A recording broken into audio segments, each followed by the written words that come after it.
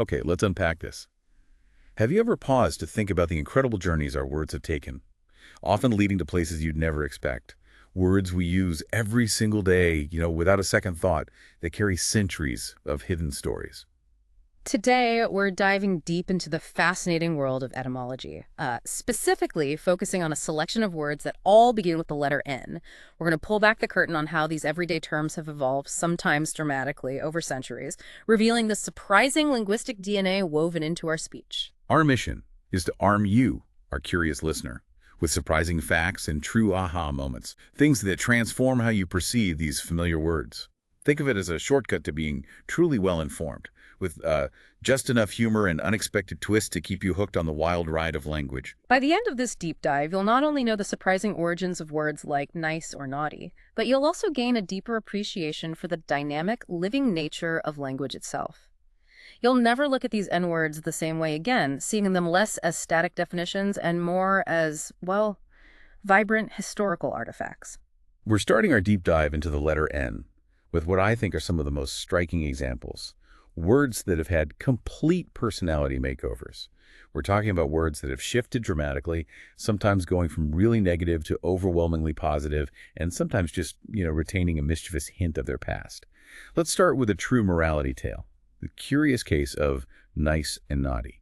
These two words, often found side by side in our minds, actually have incredibly divergent pasts. It's a perfect place to begin because these two words, so common in our daily vocabulary, they reveal profound shifts in meaning over time. Take nice, for instance. Today, it's almost universally positive. We say someone is a nice person, or we had a nice meal, implying pleasantness, agreeableness, kindness.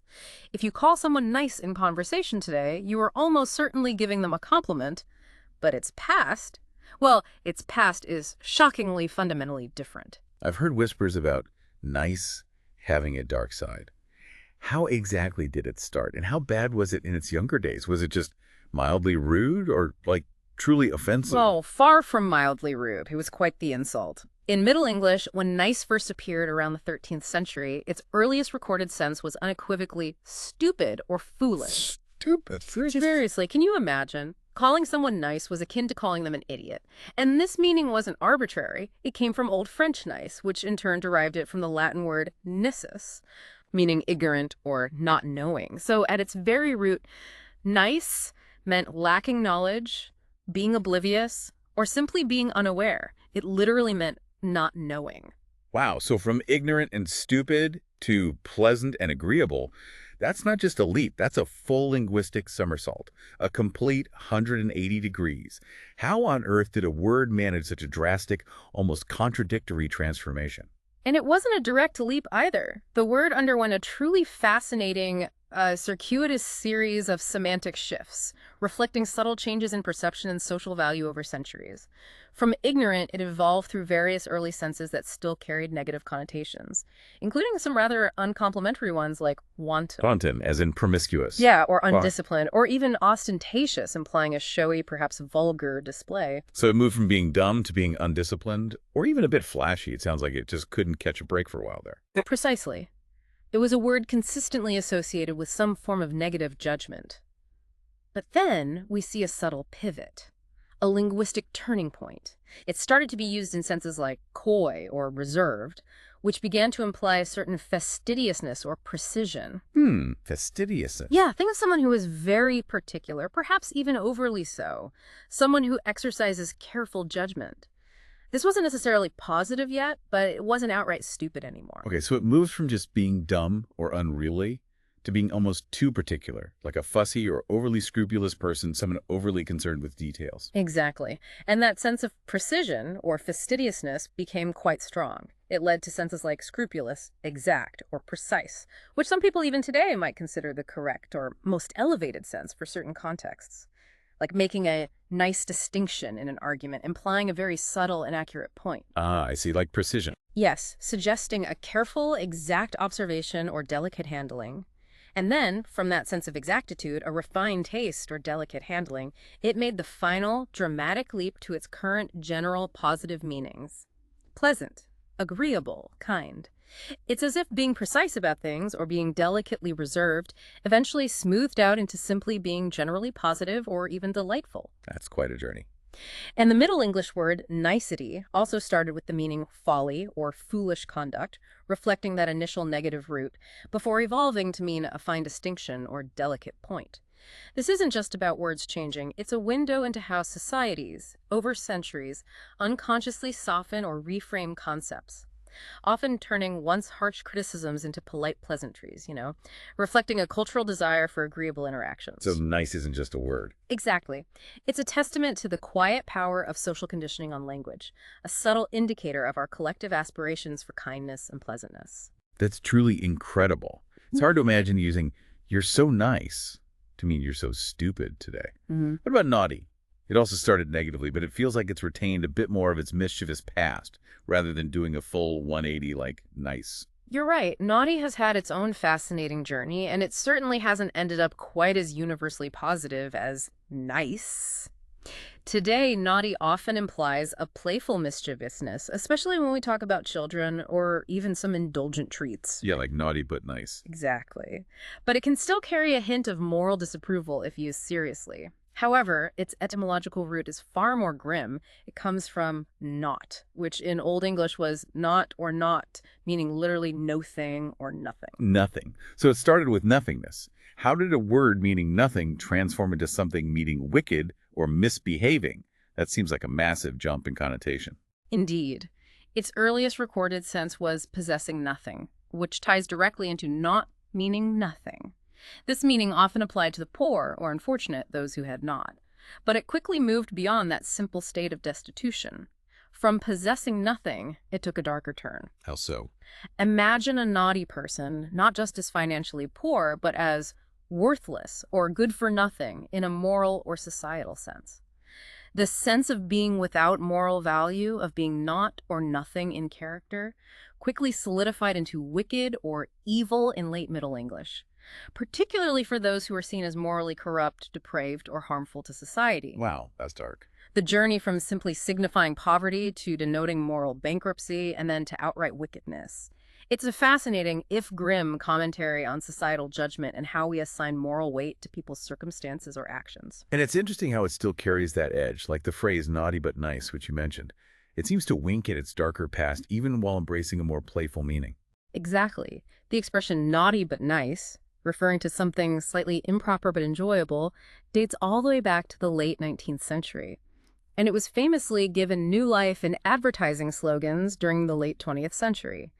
It cleverly plays on that inherent tension of something being a little bit forbidden or bad, but ultimately pleasurable and appealing. So what does this all mean when we look at these two words together? We have nice, starting as ignorant, and making a complete transformation to pleasant. And naughty, starting as nothing and becoming wicked before settling into its current playfully mischievous yet still morally tinged sense. Right. It really highlights how language is less like a fixed dictionary and more like a constantly shifting cultural tapestry. This raises an important question. What does it tell us about language that words can shed or adapt their original moral connotations so thoroughly?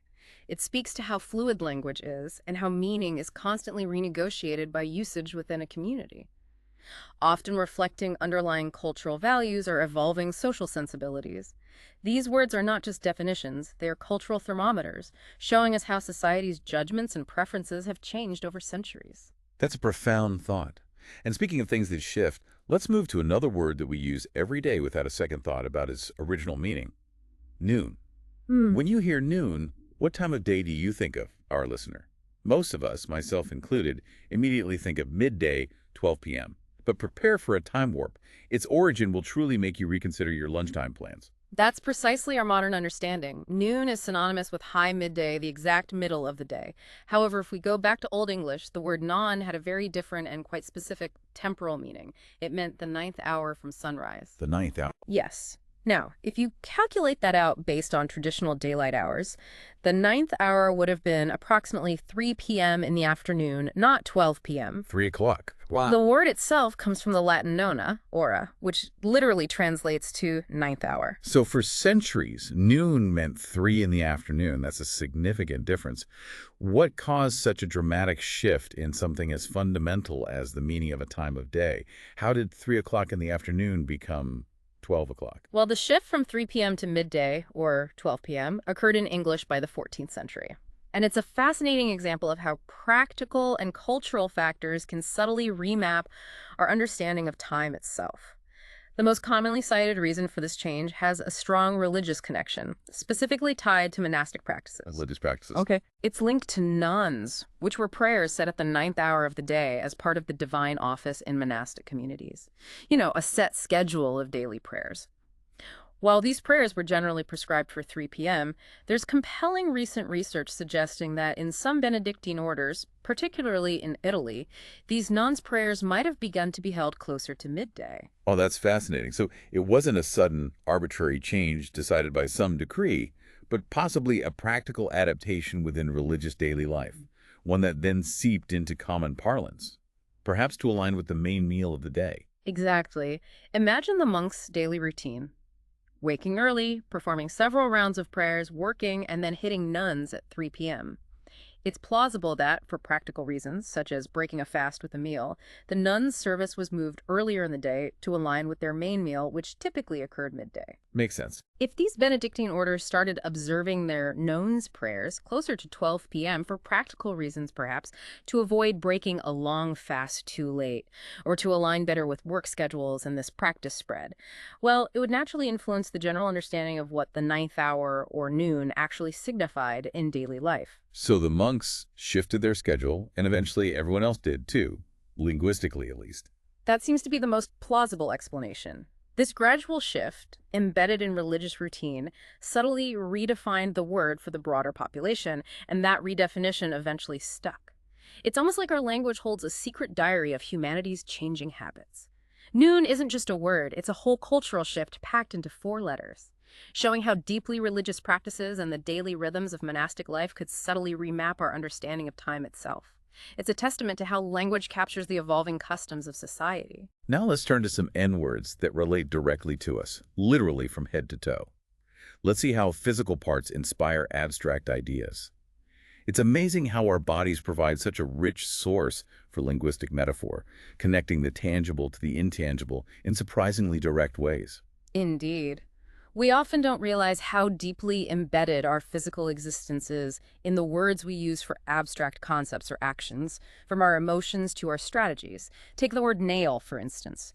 In Old English, the noun nagel was Germanic in origin, and it had 2 principal meanings right from that early period, both of which persist today. Okay, what were they? A small metal spike, the kind you hammer, and the horny covering on the upper side of a fingertip or toe. So the body part and the tool, both from the very beginning, that's quite efficient and surprisingly logical given their similar forms and functions in certain contexts. Exactly. And it's a very ancient lineage telling us about fundamental human experience and invention. It's related to similar words across Germanic languages like Dutch nagel and German nagel. Even more broadly, it stems from an Indo-European root that's also shared by Latin unguis, which means nail or claw, and even the Greek word onyx, also meaning nail. Wow, that's ancient. This deep shared root across such diverse language families isn't just a linguistic fact. It tells us about the fundamental human experience. The idea of a nail, both on our fingers and as a crucial tool, was so universal it persisted for millennia. But what's particularly interesting is how the verb nail evolved. It gained the extended sense of capture, pin down, or secure definitively in the early 18th century. Like nailing someone for a crime. Precisely.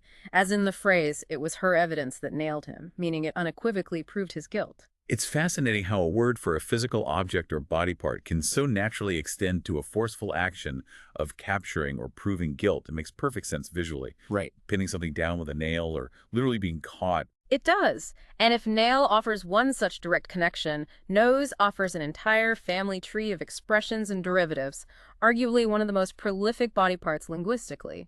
The Old English word nothu is of West Germanic origin, and it's remotely related to Dutch nuus, German nes, Latin nasus, and even Sanskrit nasa. Another really old one, then. Very ancient lineage, yes, pointing to a shared linguistic past across vast geographical areas and demonstrating the universal importance of this facial feature. The nose, then, is a linguistic powerhouse.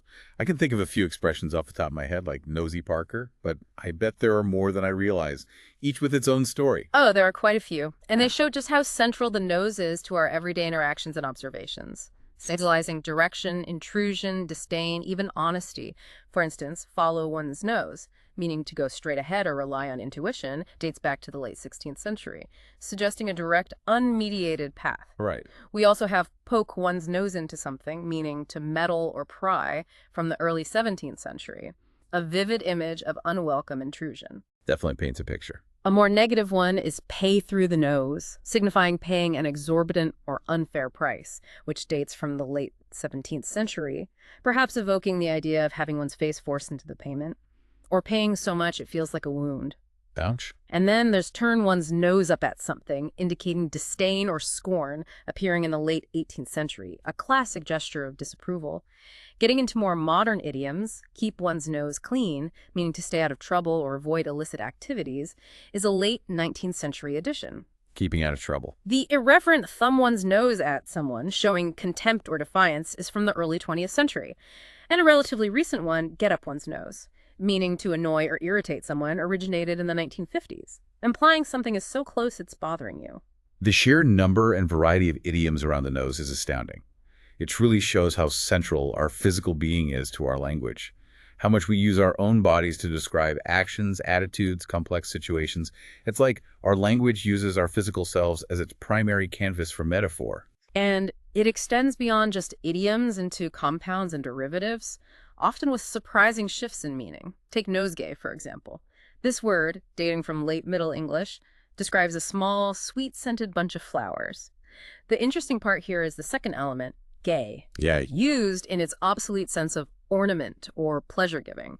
So it literally meant a nose ornament or something pleasing to the nose, emphasizing its fragrant quality. That's a delightful image. A small bouquet, literally designed as an ornament for your nose, meant to be inhaled and enjoyed. So elegant. Then there's nosy Parker, a fascinating, slightly pejorative term from the early 20th century, which refers to an overly inquisitive or meddlesome person.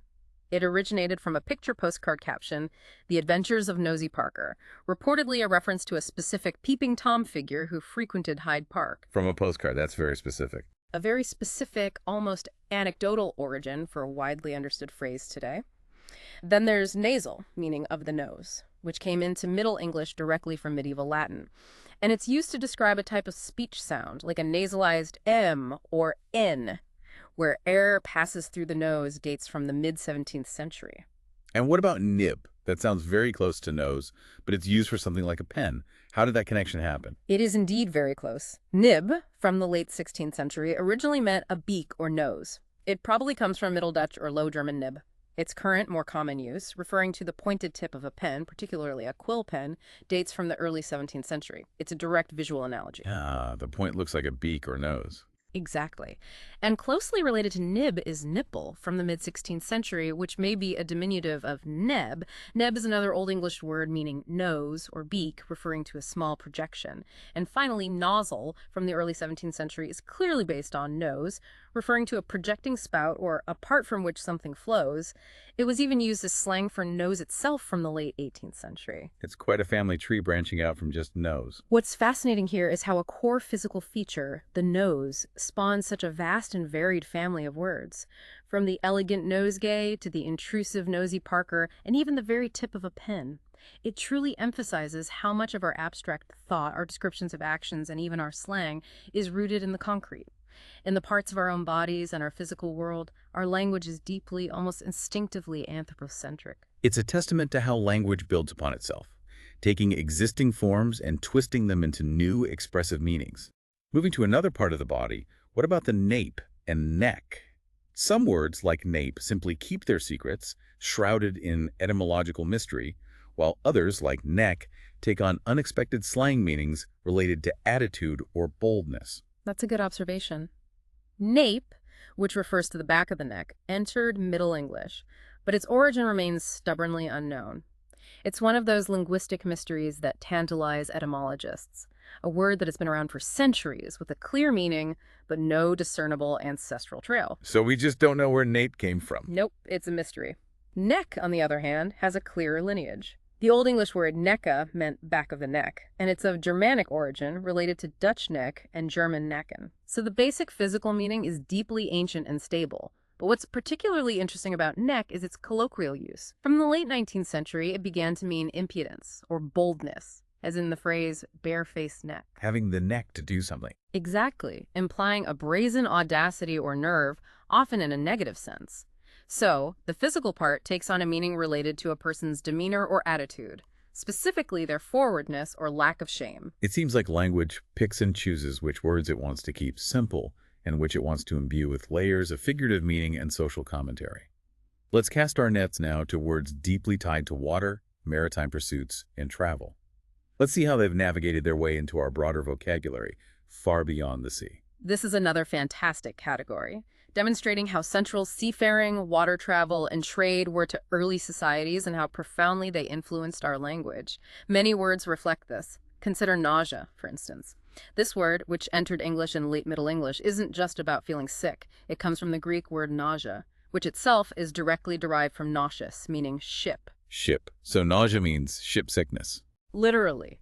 From Greek, it passed into Latin as nausea, specifically meaning seasickness. So the word literally meant ship sickness, or the condition of being sick on a ship. This direct link to ships and their effect on us is evident in its derivatives. Nauseous, from the early 17th century, meaning causing nausea, and nauseate from the mid-17th century, meaning to feel or cause to feel nausea, both clearly connected to seasickness before broadening to general sickness or disgust. So nausea literally means ship sickness. That makes so much sense, especially if you've ever been on rough waters. What about nautical? I'd imagine that's closely related too, keeping to the sea theme. Absolutely. Nautical arrived in the mid-16th century, coming through French or Latin. And again, its ultimate source is the Greek nautikos, which comes from nautes, meaning sailor, and ultimately from nous, ship. So all these words share a common linguistic ancestor relating to ships and sailors, forming a family of terms for everything related to the sea. And nave, like in a church. That feels different. Surprisingly, it's connected too. Nave, as in the main body of a church, the long central part where the congregation sits. It owes its name, which appeared in the late 17th century, to its ship-like shape. The Latin word for ship is navis, and that's the direct source. Ship-like shape. How? If you've ever looked at the inverted hull of a ship, particularly older wooden vessels with the curved ribs, it's very easy to see the architectural connection to the high arched roof of a church nave. Oh, wow. I can picture that now. An inverted ship's hull. That's a beautiful visual connection I'd never considered before. It's a remarkable visual metaphor translated directly into language. From architecture to the act of traveling itself, what about navigation? How did that word come to mean everything from sailing to finding your way through a tricky situation? Navigation emerged in the early 16th century, and it initially described quite literally the action of traveling on water, or the art of directing a ship's course. It comes from French, or the Latin navigatio. The Latin base, navigar, meaning to sail, is also the source of the verb navigate, which we find recorded from the late 16th century. Early use of this verb, of course, was strictly in the sense of traveling in a ship or directing a ship. But here's where it expands beyond the literal and concrete. By the mid-19th century, navigate gained an enormously popular extended use, allowing us to talk about things like negotiating a bend safely while driving. Or navigating a website. Exactly. Or navigating complex instructions in a manual, or even navigating a difficult conversation. It moved from literal water travel to any kind of purposeful, often challenging movement through a complex space, whether physical, abstract, or social. That's a perfect example of how language generalizes, taking a very specific physical act and applying it to almost any complex journey.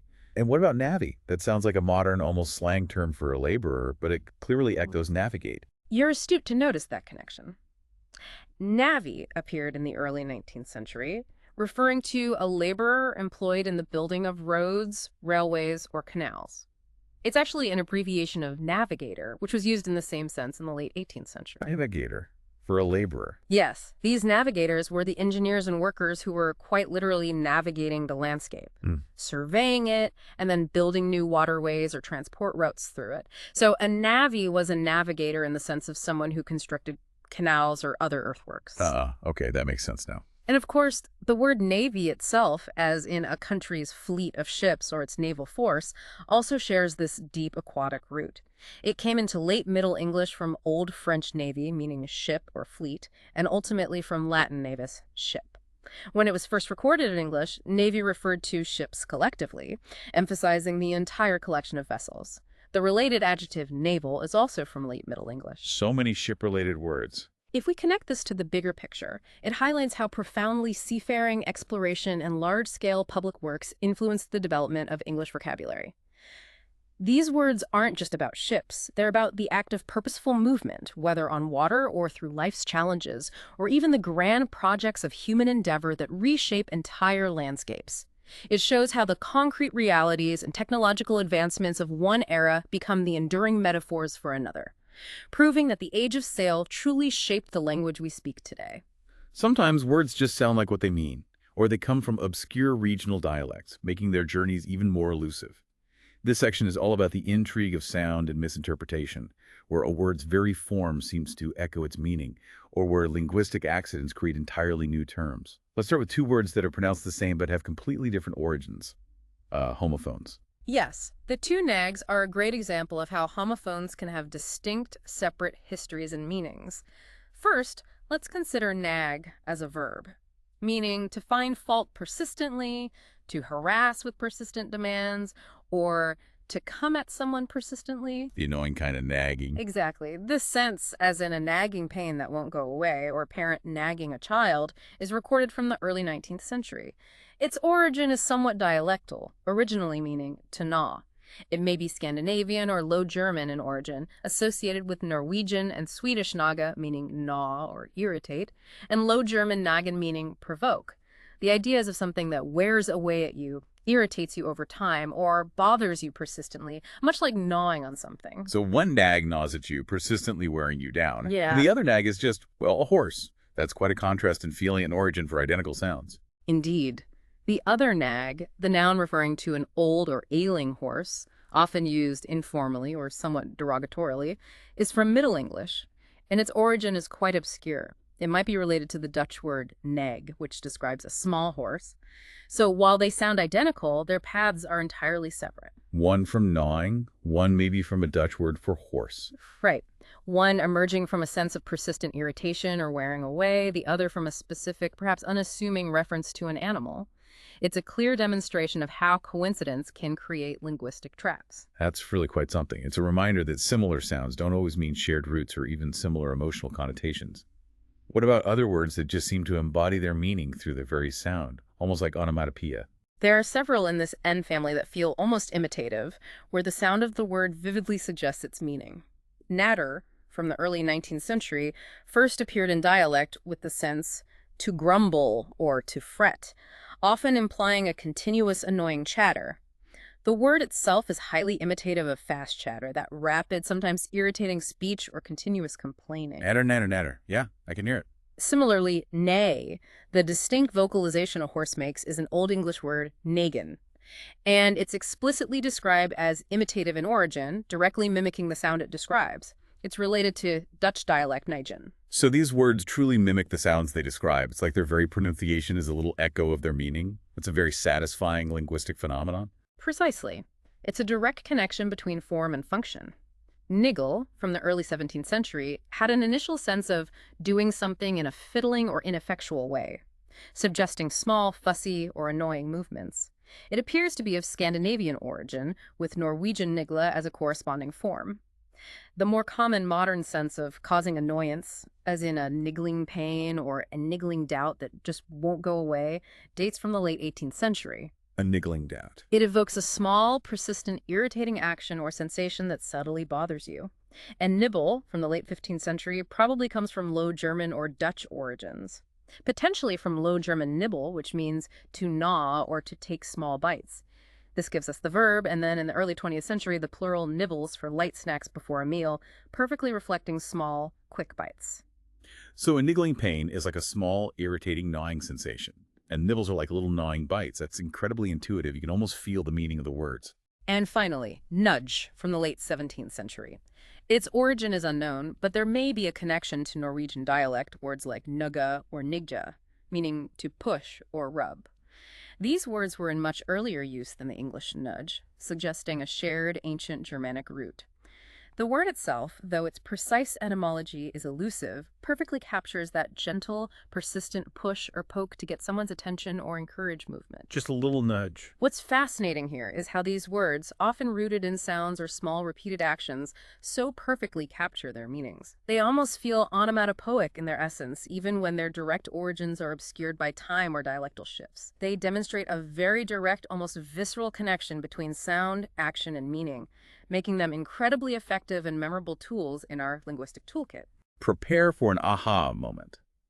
Some words came into being not through deliberate creation, but because people simply misheard or misinterpreted common phrases. It's like a game of linguistic telephone across centuries, resulting in brand new words from old ones. A fascinating example of language's organic, often accidental evolution. These are some of the most delightful etymological surprises because they reveal the organic, sometimes messy way language evolves through everyday, informal speech. Newt is a prime example. This word, which we associate with a small amphibian, appeared in late Middle English. But here's the twist. Newt actually arose from the phrase an oot. An oot. So the n sound at the beginning of newt literally got tacked on from the indefinite article, and that's wild. Precisely. The original word was oot, which came from Old English afeta. This Old English word also gave us the dialect word eft, which still means newt in some areas today.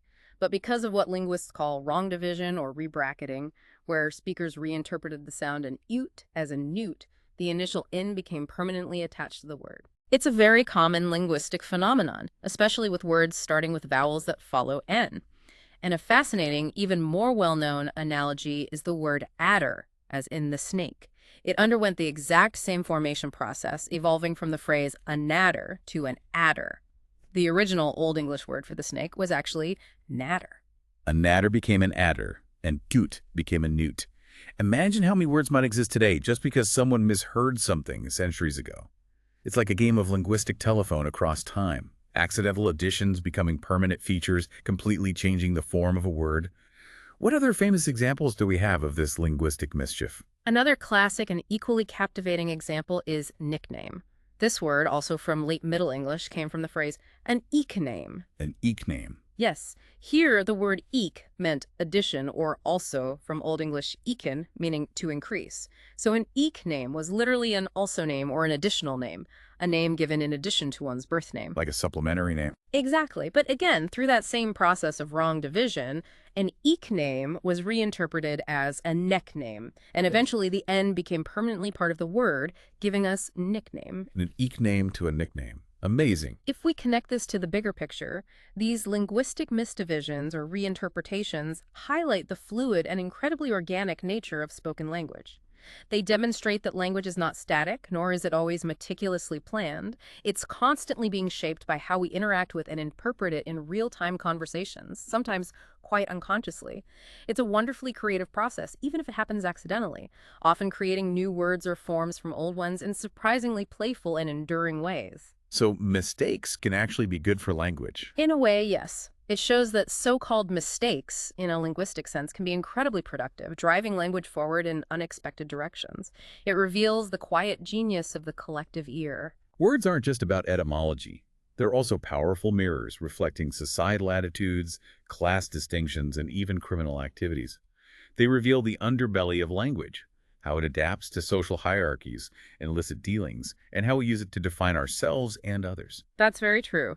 Language is a dynamic record of our social structures, biases, and values, often reflecting power dynamics. Let's look at knob. This slang word, appearing in the late 17th century, was used to describe a wealthy or socially distinguished person, implying someone of high status, often with a hint of familiarity or even mild disdain. Its origin is actually unknown, though some people suggest it comes from noble.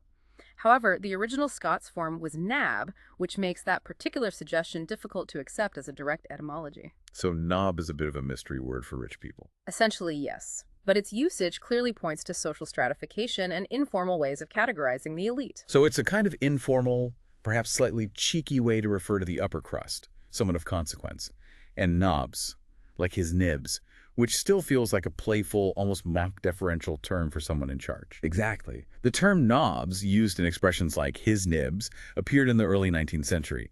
It certainly gained influence from earlier, more formal references to aristocracy, such as his lordship or his eminence. It carries a similar, slightly informal, but sometimes deferential, sometimes mildly derisive tone towards someone in a position of power or status, implying they think highly of themselves or are due respect, often ironically. Right. The way we refer to people of status, deferentially or derisively, says a lot about social dynamics and how language is used to navigate and express those distinctions, often creating a kind of linguistic shorthand for social commentary. From the privileged to the illicit, how do words delve into the darker corners of society, describing actions and roles that exist outside polite norms? Well, noble is a good example of a word gaining a very specific, often illicit connotation. This word, appearing in the mid-19th century, first meant quite simply to strike or to beat up. Probably a variant of older dialect words like nobble or nubble, meaning to knock or strike with the knuckles. It was a forceful, physical action. Just hitting someone.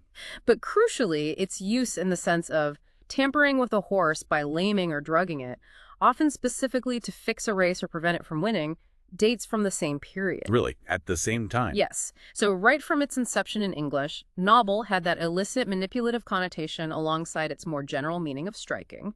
And then there's narc. This term, from the mid-19th century, is very specific. As in Copper's narc, it refers to a police informer, or someone who provides information to the authorities.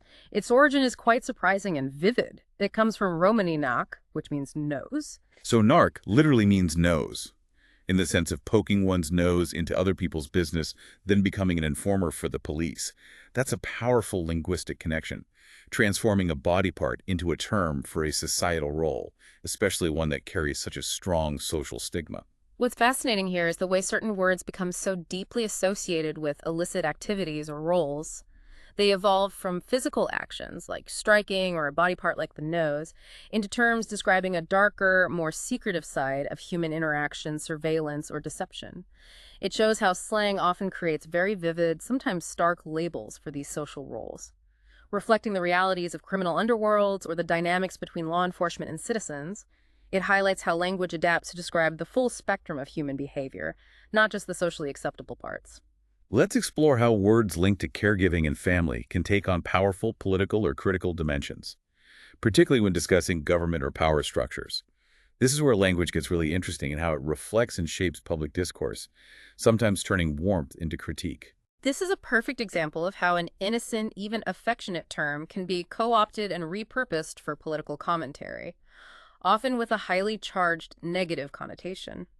Nanny, from the early 18th century, is simply a pet form of the given name Anne, used for a person taking care of young children, a governess or childminder.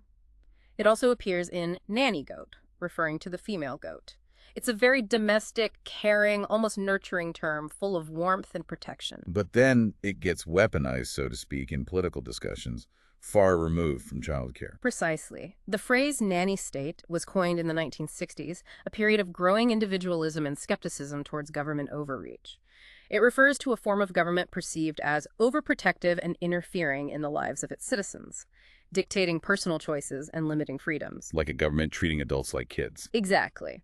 The image it conjures is of a government treating its adult citizens like dependent children who need constant supervision, guidance, and care, which, depending on one's political view, is either comforting and necessary or stifling and oppressive. It's incredible how a term of endearment for a caregiver can morph into a phrase of political criticism, a derogatory label. It really encapsulates a shift in public sentiment, often expressing a desire for less government intervention and more individual autonomy, a desire to be treated as an adult, not a child.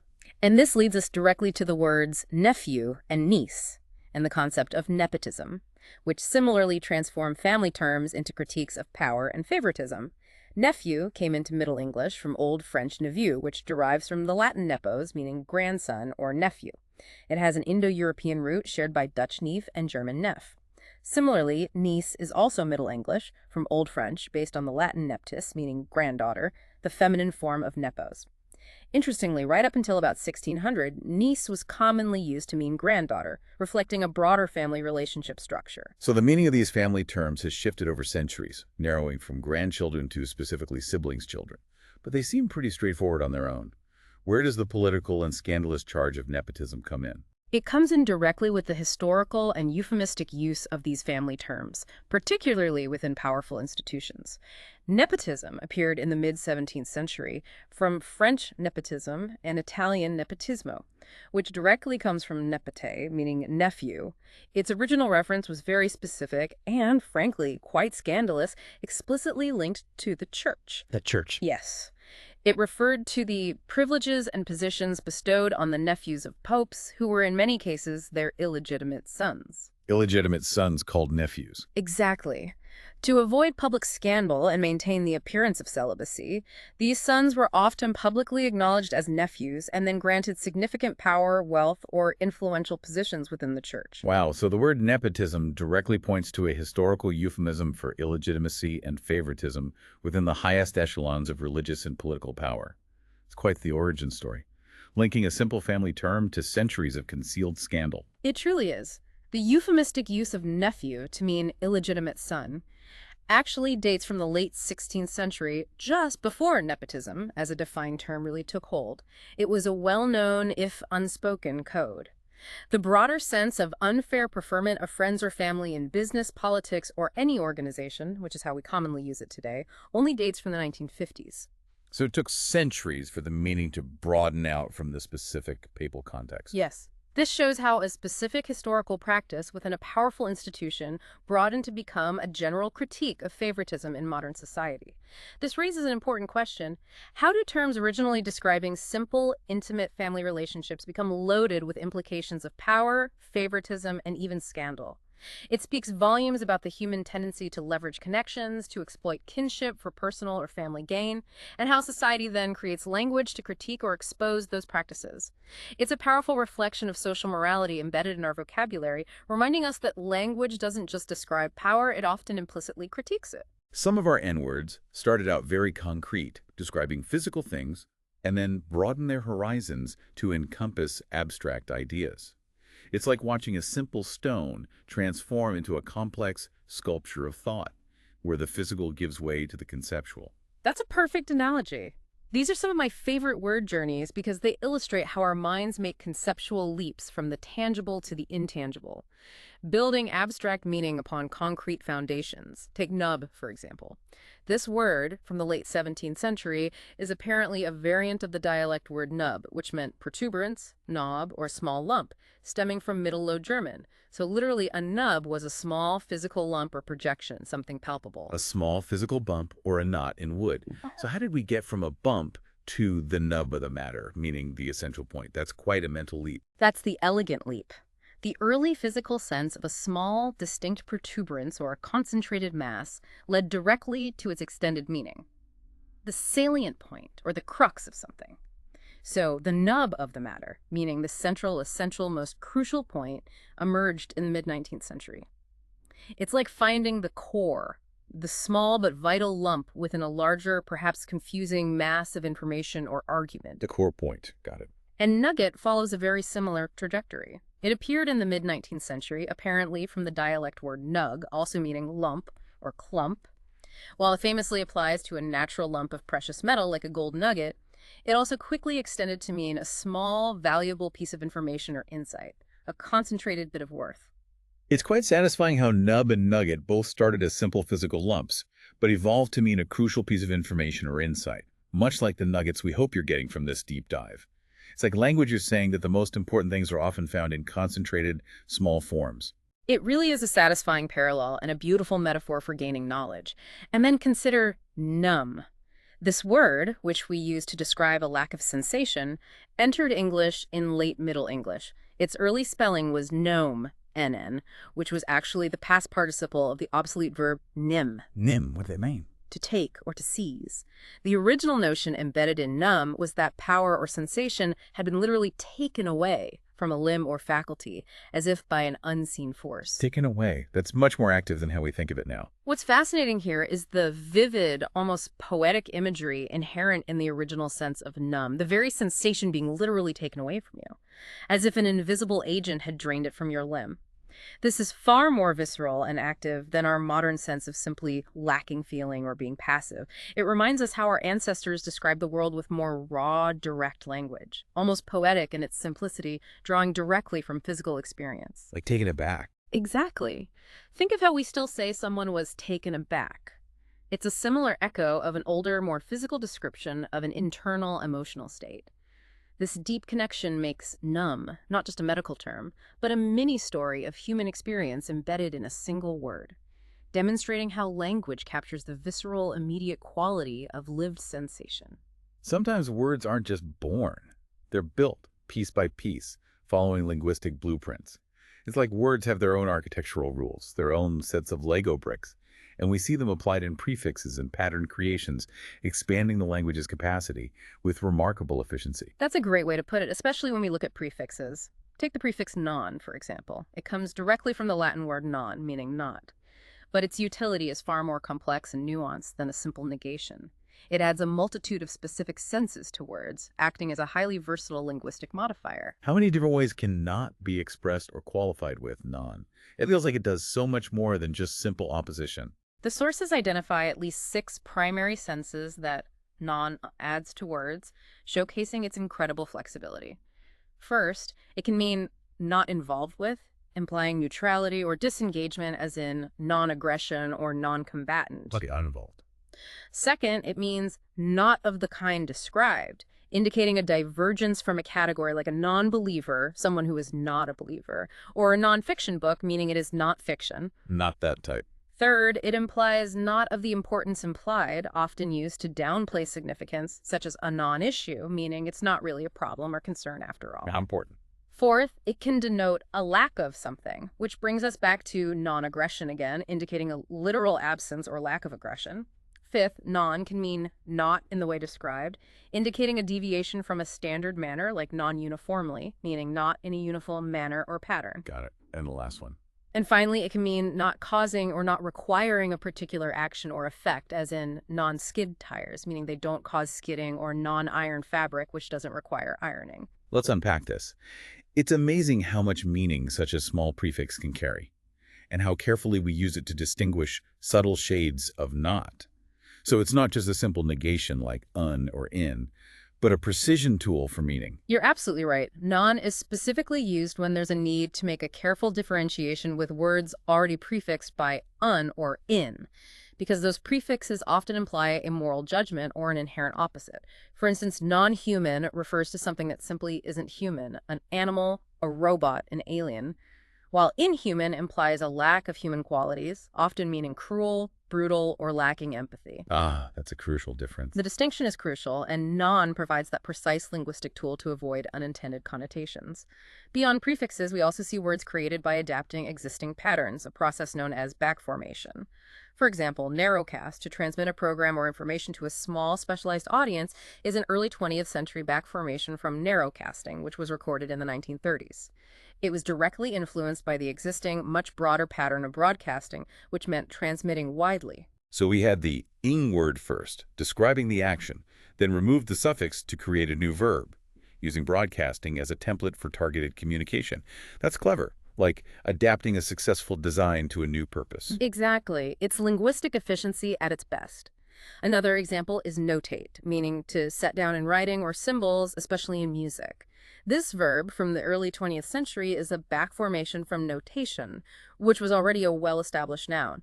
These words aren't created in a vacuum. They leverage existing grammatical structures and conceptual models to expand the language's expressive power. Language holding on itself again. If we connect this to the bigger picture, these examples show how language isn't just about origins. It's about dynamic creation, a constant process of innovation and adaptation. It's constantly adapting existing structures and patterns to form new words for new concepts, like the idea of targeted communication in narrowcast, emerging from the broader concept of broadcasting. It highlights how linguistic efficiency drives innovation, allowing us to build complex meanings from simple building blocks, perfectly adapting to describe new technologies and social behaviors. It truly highlights the intelligence and adaptability inherent in our linguistic systems. Finally, a phrase that conjures powerful, often grim, images of desolate, dangerous places, but has a surprisingly mundane, almost bureaucratic origin. No man's land. You hear this phrase and immediately picture something specific, but its history stretches back much further than its most famous association. This is one of those terms that gained its most impactful and enduring meaning through a specific, devastating historical event. But its roots are much older and far more localized, starting in medieval London. In Middle English, no man's land was originally the name of a very specific plot of ground lying outside the north wall of the city of London. A specific plot of land. Yes, and this particular plot was, grimly, a site often used for executions and as a burial ground for criminals. So it was literally land that belonged to no man, in the sense that it was a public space often associated with death, unclaimed bodies, and general desolation, a place everyone avoided if they could. So it is a specific, named place of death, public punishment, a very localized wasteland. That's a stark image, but nothing like the wide, muddy, shell-pocked landscapes we associate with it now from historical films and photos. How did it transform into that universal symbol? Precisely. The term's defining use, the one that burned it into our collective consciousness and solidified its modern meaning, came during the First World War. It transformed from a specific London plot into the universal description for the terrain between opposing entrenched armies. This was the desolate, dangerous, often barren stretch of ground where soldiers dared not tread. Constantly shelled, riddled with barbed wire, mines, and the bodies of fallen comrades. It became the ultimate symbol of contested, uninhabitable, and lethal territory, a zone of utter destruction. It's remarkable. From a small local patch of dirt and death outside London to a universal symbol of contested, desolate territory and immense sacrifice. A metaphor for intractable conflict. It shows how profoundly cataclysmic historical events can imprint themselves onto our language, taking a relatively obscure, localized term and giving it a new, powerful, and enduring metaphorical life that transcends its original geographical bounds. This raises an important question about how specific geographical or historical terms can transcend their literal meaning to become powerful, universal metaphors for emptiness, danger, or irreconcilable difference. It illustrates the profound impact of collective human experience and suffering on shaping the very words we use to describe our world, allowing a single phrase to encapsulate an entire era of conflict. So today we've journeyed through the letter N, uncovering the rich, often surprising histories embedded in our everyday words. We've seen how meanings shift dramatically, as with nice transforming from stupid to pleasant or naughty, from possessing nothing to wicked and then playfully mischievous. We explored how misinterpretations create entirely new terms, like newt from an oot, and how cultural context, from religious practices influencing the meaning of noon to societal attitudes reflected in nanny state and knob, shape the language we speak, acting as a historical record of our changing values. Our goal, as always, is to give you that shortcut to being truly well-informed, to provide those aha moments that make you look at the world and your words a little differently. We hope you've enjoyed uncovering these linguistic nuggets and gained a new appreciation for the hidden depths within our vocabulary. So the next time you use an N-word, whether you're navigating a busy street, feeling a niggling pain, or calling something nice, maybe pause and consider the centuries of stories and transformations it carries. Every word is a compact history lesson, a tiny time capsule of human experience. What other words do you think have secret pasts waiting to be unearthed just beneath the surface of their common use? How many linguistic treasures are still hidden in plain sight? Keep that curiosity alive, because every word is a deep dive waiting to happen.